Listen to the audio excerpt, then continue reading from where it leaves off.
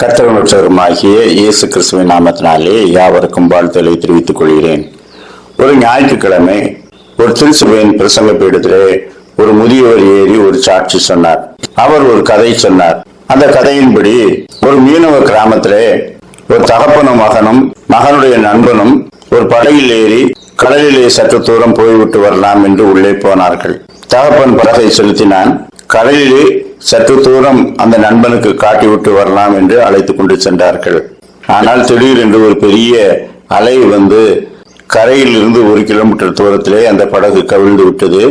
குப்புற விழுந்த நிலையில் படகு மிதந்து கொண்டிருந்தது. எனவே மூவரும் கடலிலே தூக்கி வீசப்பட்டு தகப்பன் மிதக்கும் அந்த படகை லேசாக பிடித்துக் கொண்டு அவர் நீந்தினார். மற்ற இருவரும் சற்று தொலைவிலே நீந்தி கொண்டிருந்தார்கள். மகன் மற்றும் அவருடைய நண்பன் 2 பேரிலே யாரை காப்பாற்றுவது என்று அவர் தீர்மானம் எடுக்க முடியாதவராய் திணறினார். பிறகு யோசித்தார், தன்னுடைய மகன் ரட்சிக்கப்பட்டவன், அவன் மரித்தாலும் பரலோகத்துக்கு போய் சேருவான். ஆனால் அவனோடு வந்த நண்பன் அவன் இன்னும் ரட்சிக்கப்படுவதற்கு காலம் வேண்டும்.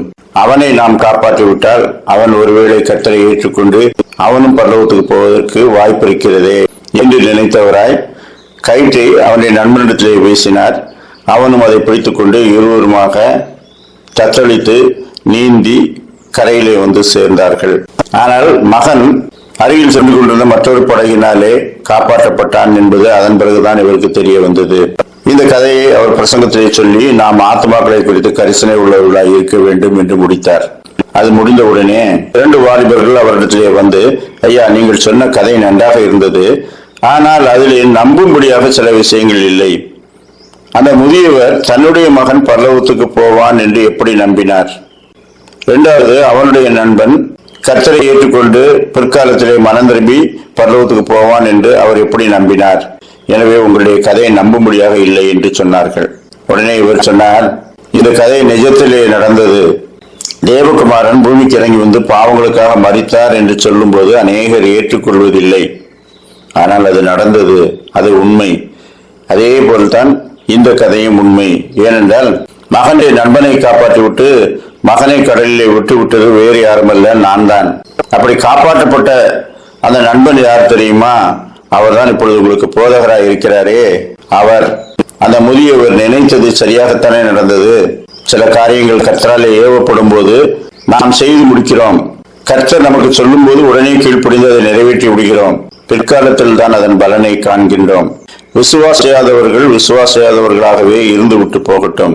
ஆனால் விசுவாசிக்கிறவன் நித்திய ஜீவனை சுதந்திரித்துக் கொள்வான்.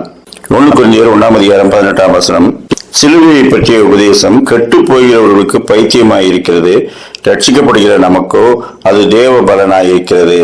1 தீமோத்தேயு 1:15 பாவிகளை ரட்சிக்க கிறிஸ்து இயேசு உலகத்தில் வந்தார் என்கிற வார்த்தை உண்மையும் எல்லா அங்கீகரிப்புக்கும் பாத்திரமானது. நாம் கர்த்தருடைய சத்தியத்தை விசுவாசிக்கிறவர்கள் விசுவாசியாதவர்கள் நடக்க வாய்ப்பிருக்கிறது, வாய்ப்பில்லை என்று தங்கள் சுய அறிவினாலே யோசித்துக் கொண்டிருப்பவர்கள், அவர்களுக்கு மத்தியிலே விசுவாசத்தை பற்றிக் கொள்பவர்கள் நித்திய ஜீவனை சுதந்திரித்துக் கொள்வார்கள். நாம் விசுவாசிப்போம், தேவகுமாரனை பற்றிக் கொள்வோம். கர்த்தர் தாமே அப்படிப்பட்ட நல்ல சிந்தனைகளை இந்த நாளிலும் நமக்கு தந்தருள்வாராக. ஆமேன்.